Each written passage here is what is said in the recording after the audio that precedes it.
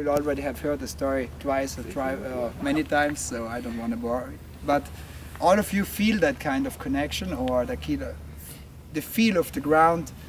And if you grow up with shoes, really likely you forgot this exists, that feeling. And I think myself, I'm a lucky guy, because through life I was able to experience that. And that carried then to a lot of consequences, with Fivefingers is one of them.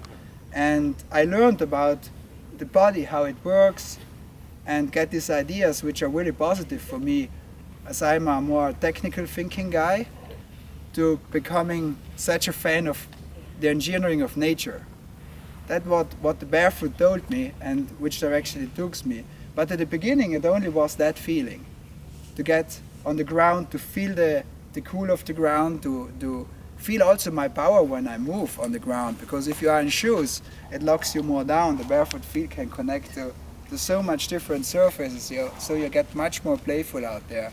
But truly, the really driving force in the first 2 or 3 years of that project, from '99 to 2002, before moving in real engineering of the shoe, was always that feeling. Just going out of my workplace at school on the computer after eight hours, and in the morning go back on the trail for half an hour like this, for me was reconnect with the world I experienced before living on a farm.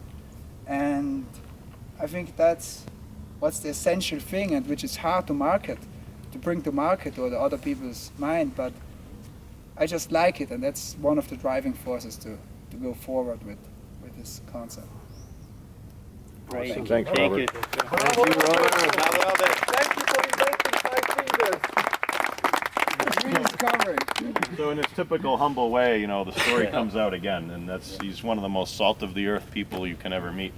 I'm not so humble in a lot of ways that I act, but so I'll say the other part. And you know, the reality is, because of his persistence over a long time, the idea has been able to reach millions of people, and that's something that I think all of us as humans would love to say we did at the end of our days, that we touched millions of people. But through Robert's idea, he's done it directly, and through all of you moving it out into the market and telling the story the right way, we're also doing the same thing. So I think we should be proud of that, because in a career of selling things, it's not that often you get something so powerful that changes an industry, changes the way people think, and certainly changes all of our lives and keeps us passionate about it. So thank you, Robert, and thanks to all of you for continuing to